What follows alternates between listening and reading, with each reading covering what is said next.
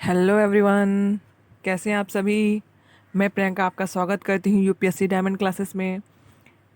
हमारा ये जो सीरीज़ चालू हुई है डेली एमसीक्यू, जो पीवाईक्यू से रिलेटेड है। यहाँ पे आपके दो चीज़ कवर होते हैं। एक एमसीक्यू जो यूपीएससी प्रीलिम्स में पूछा जाता है। सेकंड पीवाईक्यू कि कैसे रियलिटी में, मतलब पीवाईक्यू यूपीएससी में जो पूछे गए हैं प्रीवियस ईयर क्वेश्चन पेपर, उनको हमने पीवाईक्यू के रूप में डिस्कस किया है। बाकी आप जैसे पढ़ाई कर रहे हैं वैसे करते रहिए, बस थोड़ी तैयारी जीत की। तो आप ये, अगर आप चैनल पे नए आए हैं तो चैनल को सब्सक्राइब कर ले ताकि नई वीडियो आप तक बहुत जल्दी पहुंच जाए। आपको बार बार सर्च ना करना पड़े, क्योंकि बार बार सर्च करने से ये होता है कि आप चाहते कुछ और है, डिस्प्ले में कुछ और आता है, तो इस तरह से आपका टाइम भी बच जाएगा। और अपने दोस्तों के साथ इस वीडियो को ज़रूर शेयर करें, लाइक करें और कमेंट करें। ये आज का जो पेपर है आप लास्ट तक देखिएगा, सॉल्व कीजिएगा, और मैक्सिमम क्वेश्चन सही हुए तो आप राइट ट्रैक पे हैं। अगर नहीं कर पा रहे हैं तो घबराने की बात नहीं है, अभी भी बहुत टाइम है।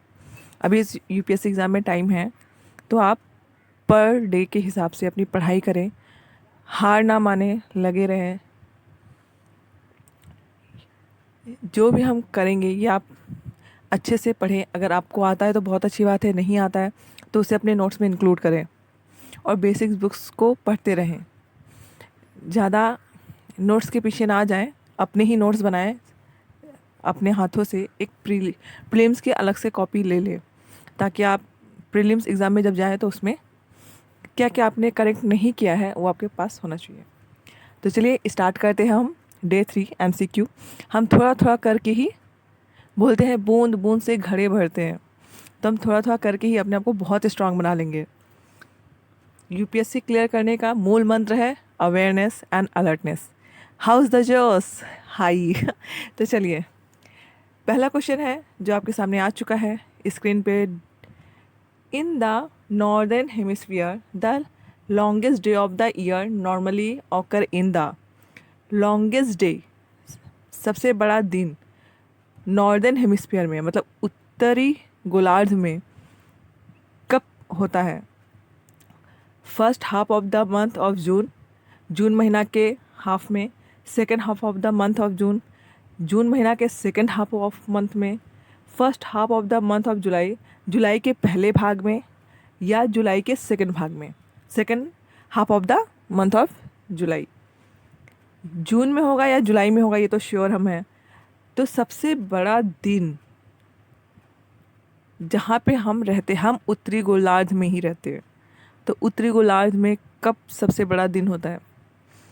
आप थोड़ा दिमाग लगाइए अपना, रिकॉल कीजिए कि ज्योग्राफी में आपने डे एंड नाइट के बारे में पढ़ा होगा। आशा करती हूँ आपने वीडियो पॉज करके आंसर दिया होगा। तो इसका करेक्ट आंसर है ऑप्शन नंबर बी। सबसे इस समय सबसे छोटा दिन होता है, सबसे बड़ी दिन होती है और सबसे छोटा रात होता है 21 जून, जो कि second half of the month of जून है। अगर आप कर लिए तो अच्छी बात है, नहीं कर पाए तो अपने नोट्स में ज़रूर इंक्लूड कीजिएगा इसे, ताकि दोबारा आपकी गलती ना हो। सेकेंड क्वेश्चन है the term Levant often heard in the news रफली correspond to which of the following region. ये ज्योग्राफी का क्वेश्चन है जो करंट अफेयर से पूछा गया है। लेवांत रीजन न्यूज़ में होने के कारण 2022 में ये क्वेश्चन आया था। तो इसमें से कौन सा करेक्ट ऑप्शन है?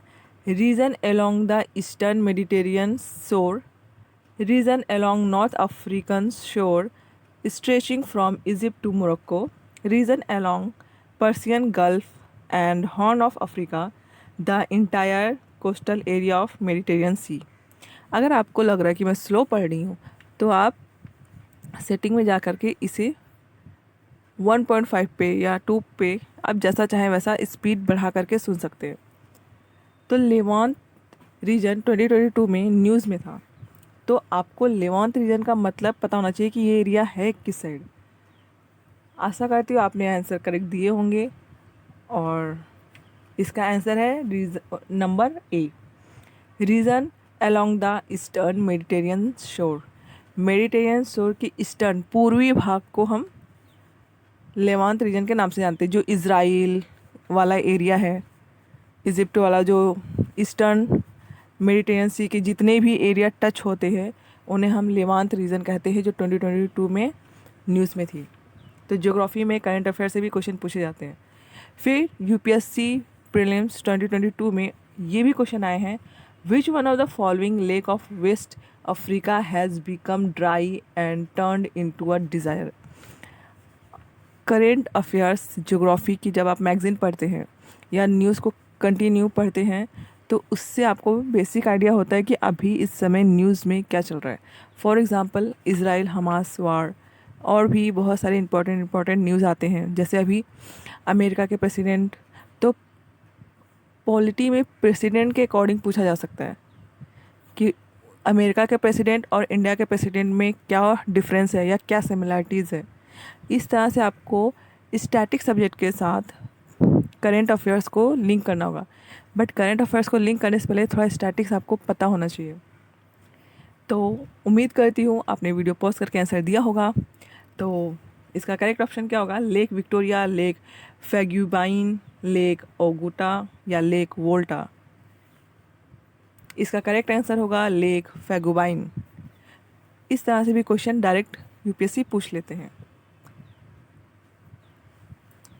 Question number 4, if a major solar storm, solar flare जो सन रे से निकलने वाले, reaches the earth, which of the following are the possible effect on the earth. Solar flare या सोलर स्टॉर्म, भूकंप जब अर्थ पे आते हैं तो क्या क्या पॉसिबिलिटी हो सकती है। इसमें almost all of the above होती है, लेकिन आपको यहाँ पे देखना पड़ेगा option. GPS and navigation system could fail, tsunami could cover at equator region, power grid could be damaged, intense aurora could occur over much of the earth, forest fire could take place over much of the planet, orbit of the satellite could be disturbed, shore wave radio communication of the aircraft flying over polar region could be interrupted।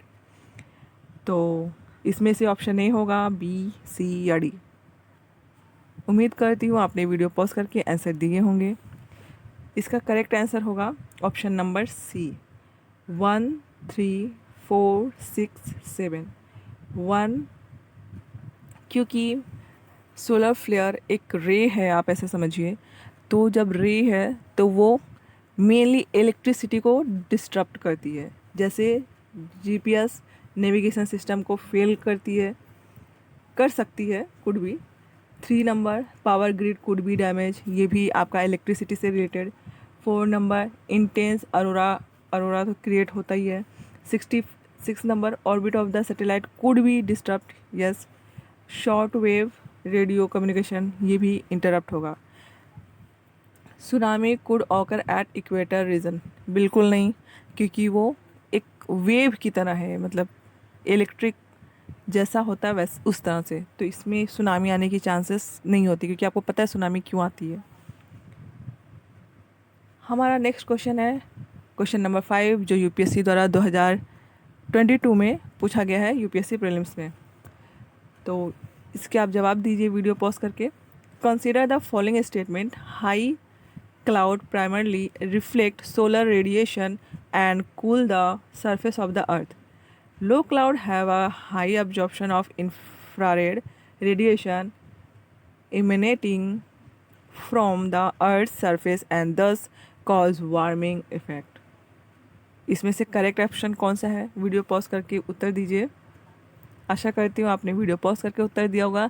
तो इसका correct answer है D number, neither 1 neither 2। Yes, ये जो second number है वो होगा high cloud की quality, और जो फर्स्ट नंबर है वो है लो क्लाउड की quality. Low cloud primarily reflect solar radiation and cool the surface of the earth. High cloud, second number high cloud होगा वहाँ पे लो की जगह। High cloud have a high absorption of infrared, high cloud में infrared absorption ज़्यादा होता है, जिसकी वजह से अर्थ सरफेस पे हीट बढ़ जाती है। तो ये क्रॉस होगा, हाई क्लाउड की जगह पे लो क्लाउड होगा और लो क्लाउड की जगह पे हाई क्लाउड होगा, तब सेंटेंस सही होगा। तो अगर आपको नहीं पता है तो ज़रूर अपने नोट्स में इंक्लूड कीजिए। फिर यूपीएससी 2021 में प्रीलिम्स में पूछे गए ये next question, in nature which of the following is are most likely to be found surviving on a surface without soil. बिना सॉइल के कौन है जो सर्वाइव कर सकता है? Fern, lichen, moss, mushroom. Fern, lichen, moss, mushroom, इसमें से कौन से हैं जो सर्वाइव कर सकते हैं बिना सॉइल के? उम्मीद करती हूँ आपने वीडियो पॉज करके आंसर दिया होगा। इसका करेक्ट ऑप्शन है option number C, in C 2 and 3, lichen and moss, इन लोगों को मिट्टी की आवश्यकता नहीं पड़ती है।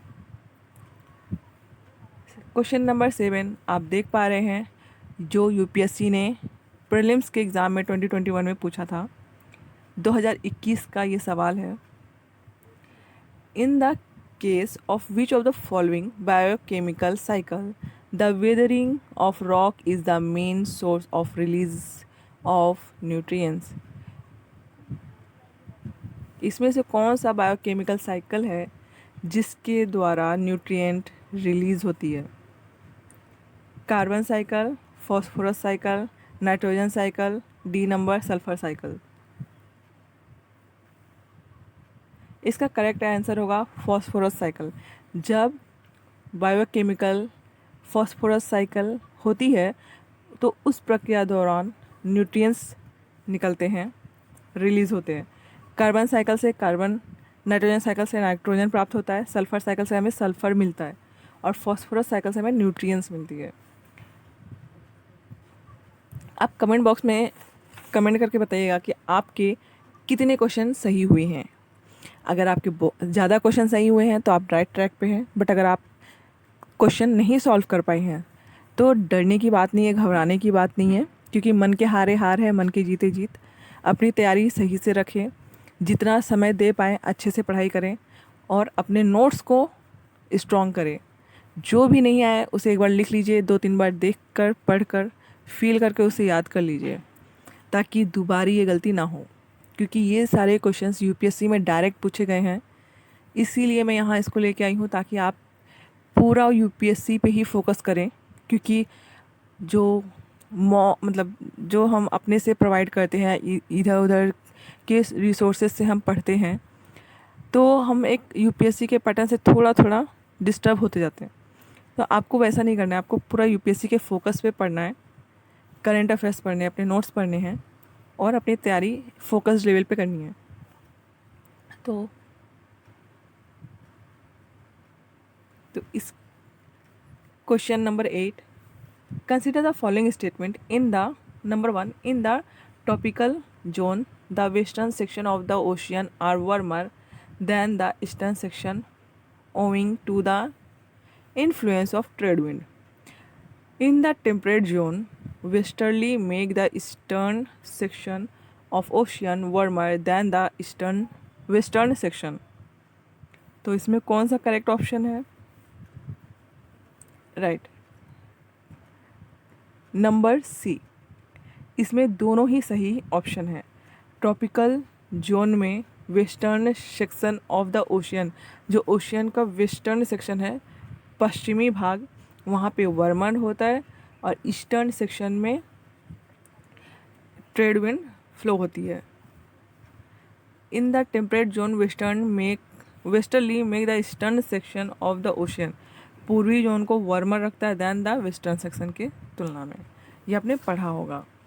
फिर यूपीएससी ने 2023 में ये क्वेश्चन पूछे हैं, तो आप अलर्ट होकर बताइए इसका आंसर क्या होगा। जो आपके सामने दिख रहा है, which reference to the earth atmosphere which one of the following statement is correct. इसमें से कौन से स्टेटमेंट सही है? आप यहाँ पे देख पाए होंगे कि यूपीएससी ने कैसे अपने क्वेश्चंस पूछे हैं। कभी डायरेक्ट 1, 2, 3 इसमें से कौन सा सही है, या तो स्टेटमेंट के थ्रू, या तो ओनली 1, ओनली 2, ओनली 3, इस तरह से वो पूछ सकता है।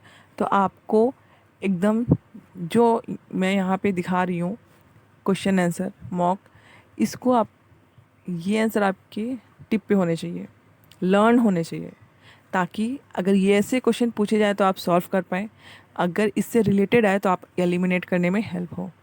तो अलर्टनेस अवेयरनेस के साथ सभी क्वेश्चंस को देखें, सॉल्व करें और इसे नोट्स में इंक्लूड करें। With reference to the earth atmosphere which one of the following statement is correct. Earth atmosphere के अकॉर्डिंग कौन सा स्टेटमेंट करेक्ट है? The total amount of insolation receive at equator is रफली about 10 times of that received at the pole. UPSC में questions को पूरा पढ़ें और ध्यान से पढ़ें, क्योंकि ये लंबे स्टेटमेंट होते हैं, बट अगर आपने ध्यान से नहीं पढ़ा पूरा सेंटेंस तो आप मिस्टेक कर सकते हैं। इंफ्रारेड रे constitute roughly 2/3 of insolation. Infrared waves are largely absorbed by water vapor that is concentrated in the lower atmosphere. Infrared waves are a part of visible spectrum of electromagnetic wave of the solar radiation. इसमें correct option क्या है? Correct option number C. Infrared waves are largely absorbed by water vapor that is concentrated in the lower atmosphere. Infrared जो है वो water vapour द्वारा absorb कर ली जाती है, जो कॉन्सेंट्रेटेड होती है, जमा होती है लोअर एटमॉस्फेयर में। हमारा नेक्स्ट क्वेश्चन आप देख पा रहे हैं, कंसीडर द फॉलोइंग ट्री। ये यूपीएससी प्रीलिम्स 2023 का क्वेश्चन है। अब आप इसमें से देखिए, मैंने कहा ओनली 1, ओनली 2, ऑल 3, नन। इसका आंसर क्या होगा?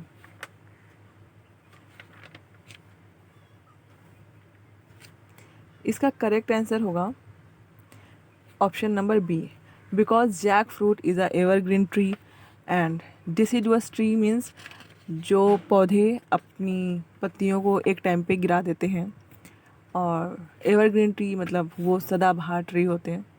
तो इसमें से ऑप्शन ए तो नहीं होगा, डी भी नहीं होगा, सी भी नहीं होगा, और ऑप्शन बी होगा कि इसमें जैक फ्रूट छोड़ करके महुआ और टीक ये दोनों डिसिडुअस ट्री हैं। कभी कभी आपको कॉन्ट्रास्ट आंसर मिलेंगे, तो उसमें आपको अपनी तैयारी को इन्वॉल्व नहीं करना है, मतलब कंफ्यूज नहीं करना है, आप उसको छोड़ के आगे भी बढ़ सकते हैं। आपके सामने नेक्स्ट एंड लास्ट क्वेश्चन है, कंसीडर द फॉलोइंग स्टेटमेंट, जो यूपीएससी ने 2023 में पूछे हैं। बहुत पुरानी क्वेश्चन नहीं है, तो आप इसका आंसर बताइएगा।